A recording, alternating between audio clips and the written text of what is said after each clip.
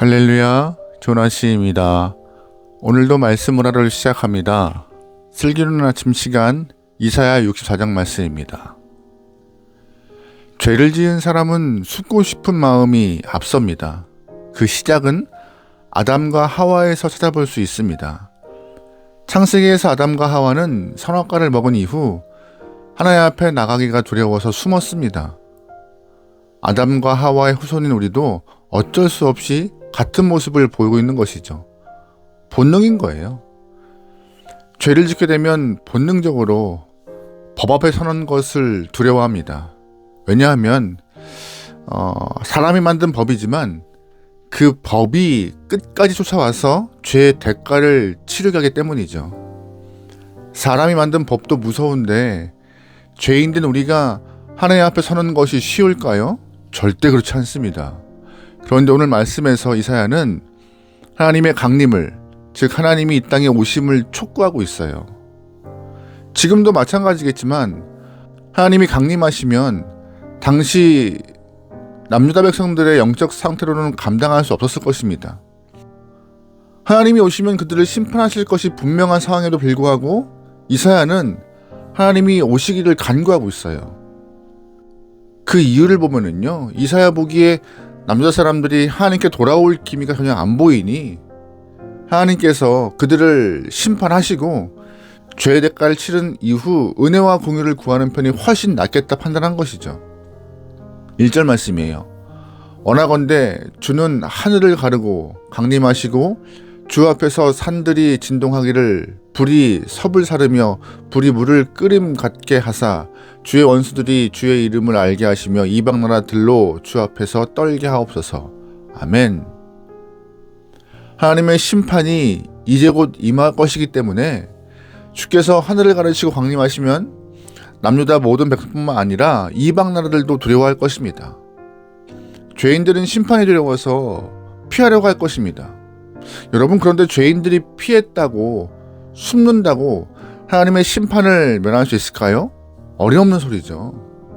그럼에도 이사야가 하고 싶은 말은 자정 능력을 잃어버린 인간에게는 희망이 없다. 차라리 하나님께서 오셔서 심판하시고 죄를 다 도려내시는 편이 낫다라고 생각한 것입니다. 쉽게 말해서 매맞고 새롭게 시작하자, 이 뜻이에요. 그래서 이사야는 특단의 기도를 한 것입니다. 어서 오시라고요. 5절 말씀이에요. 주께서 기쁘게 공의를 행하는 자와 주의 길에서 주를 기억하는 자를 선대하시거늘 우리가 범죄함으로 주께서 진노하셨사오며 이 현상이 이미 오래되었사오니 우리가 어찌 구원을 얻을 수 있으리이까. 아멘. 남유다는 죄 가운데 살아가던 시간이 아주 오래되었다고 그렇게 고백해요. 이사야 보기에는 구원의 가능성이 없어 보이는 것이죠. 돌아오지 않으니까는요. 그럼에도 이사야는 선지자로서 남유다의 구원을 포기할 수 없었기 때문에 민족의 구원을 위하여서 필요한 것이 하나님의 심판과 채찍이라고 생각했던 것입니다. 이미 많은 선지자들이 하나님께 돌아오라고 외쳤지만 남유다는 그들의 말을 듣지 않았어요. 말로 해서 돌아올 상황이 아니었기 때문에 이사야는 민족의 구원을 위하여서 하나님의 심판과 채찍이 반드시 필요하다라고 생각하여서 주의 강림을 간구한 것이죠. 7절 말씀이에요. 주의 이름을 부르는 자가 없으며 스스로 분발하여 주를 붙잡는 자가 없사오니 이는 주께서 우리에게 얼굴을 숨기시며 우리의 죄악으로 말미암아 우리가 소멸되게 하셨음이니이다. 아멘. 죄는 파괴하는 속성이 있어서 죄 지은 사람을 갉아먹다가 결국 완전히 사망 가운데로 이끌어갑니다.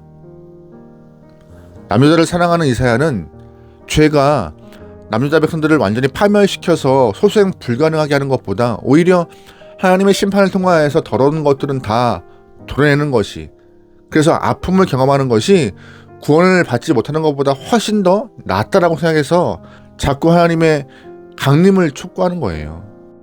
사람들은 큰 병이 있으면 의사에게 진단받아야 하는데 의외로 병원 가는 것을 주저합니다. 왠지 아세요? 의사가 어떤 진단 내릴지 두렵기 때문이죠. 굉장히 바보 같은 생각입니다. 오히려 의사의 진단을 통하여서 수술로 안 좋은 부분을 도려내고 회복하는 것이 건강을 위해 더 좋은 일이고 희망적인 것인데 당장 그 어떠한 이야기를 들을까 무서워서 병원 안 가는 경우도 있어요. 그런데 의사의 진단이 두렵다고 수술이 무섭다고 계속 피하다 보면요, 마지막 남는 것은 사망밖에 없습니다. 같은 원리로 이사야 선지자는 민족의 구원을 위하여서 하나님의 강림을 소망했던 것이에요. 하나님 계속 이렇게 두시면 완전히 망합니다.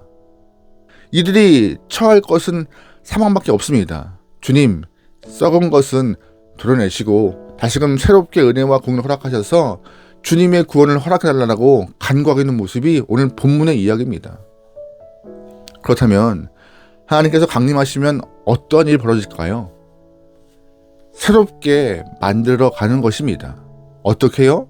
토기장이가 그릇을 깨듯이 새로운 창조를 위하여서 파괴가 발생하는 것이죠. 8절 말씀이에요. 그러나 여호와여, 이제 주는 우리 아버지시니이다. 우리는 진흙이요 주는 토기장이시니 우리는 다 주의 손으로 지으신 것이니이다. 아멘. 8절에서 우리는 진흙이고 주는 토기장이라고 말하고 있어요. 토기장이 역시 파괴하는 속성이 있어요. 좋은 그릇을 만들기 위하여서 마음에 들지 않은 그릇들은 다 깨버립니다. 새로운 창조를 위하여서 부셔버리고 파괴하는 것이죠. 토기장이 되시는 하나님도 하나님께서 원하시는 모습으로 빚기 위해서 그릇을 깨는 것과 같이 그런 심판의 모습이 있을 거라고 이사야가 말하고 있는 것이에요. 지금 상태로는 하나님 앞에 설 수 없으니 심판을 통하여서 죄악이 진멸되고 새롭게 빚어갈 수 있는 그런 기대감을 이사야가 소망했던 것이죠. 하나님께서는 이사야가 기도한 것처럼 남유다에게 임하여서 그들의 죄를 살피신 후 희망 없음을 보고 그들을 바벨론 포로로 넘겨주셨습니다. 남유다가 빼앗기는 것을 놔두셨고 성전이 불타는 것도 보고만 계셨어요. 그렇다면 그 이후 하나님은 남유다를 완전히 버리셨을까요? 아닙니다. 그들의 회복을 위하여서 바벨론 포로로 잡혀간 지 70년이 지나서 강권적으로 그들을 다시금 귀환시키셨어요. 이렇게 하나님은 파괴하고 깨뜨린 이후에 살피시고 돌보시는 은혜의 하나님이십니다. 그래서 심판당한 후에도 하나님께 구할 것은 하나님의 사랑과 긍휼임을 꼭 기억하셔야 돼요. 내 잘못으로 우리의 죄악으로 심판과 어려움의 순간들을 경험한다 할지라도 하나님을 원망하는 마음이 아니라 계속적으로 주의 긍휼을 구하는 것이 지혜로운 영혼인 것입니다. 9절 말씀이에요. 여호와여, 너무 분노하지 마시오며 죄악을 영원히 기억하지 마시옵소서. 구하오니 보시옵소서, 보시옵소서. 우리는 다 주의 백성이니이다. 아멘. 심판당한 백성이 유일하게 기댈 수 있는 것은 어디예요? 하나님의 사랑과 긍휼밖에 없는 거예요. 하나님 앞에 죄를 짓고 하나님이 원하지 않는 길을 달려가고 있다면, 하나님께 돌아오지 않고 있다면 본문과 같이 하나님의 심판이 삶에 임할 것입니다. 하지만 하나님의 심판은 개인의 파멸을 위함이 아닙니다. 회복과 구원을 위함이에요. 그러기에 하나님 앞에서 잘못된 부분은 평가받고 심판받으시고 은혜와 공유를 구할 수 있는 지혜로운 영혼이면 좋겠어요. 하나님 우리를 살리시기 위하여서 심판하시는 거예요. 이사야 선지자는 이사야 1장에서 오라 우리가 서로 변론하자라고 말하고 있었습니다. 무슨 뜻이에요? 하나님 앞에 나서라는 뜻입니다. 하나님 앞에 직접 나가서 너희의 죄를 드러내라. 그것이 살 길이다라고 이사야가 1장부터 말했던 것이죠. 이사야는 1장부터 계속해서 하나님의 심판이 있기 전에 하나님 앞에 나와라, 나와라, 이거를 촉구하고 있었어요. 그러기에 우리도 하나님 앞에서 잘못 살아가고 있다면 하나님 앞에서 잘못한 것을 드러내시기 소망합니다. 그러면 하나님께서 한량없는 사랑과 긍휼로 우리를 회복시켜 주실 것입니다. 오늘 하루 하나님의 사랑과 은혜를 기대하면서 살아갈 수 있는 하나님의 귀한 영혼 되기를 주님으로 축원합니다. 아멘. 기도하시겠습니다.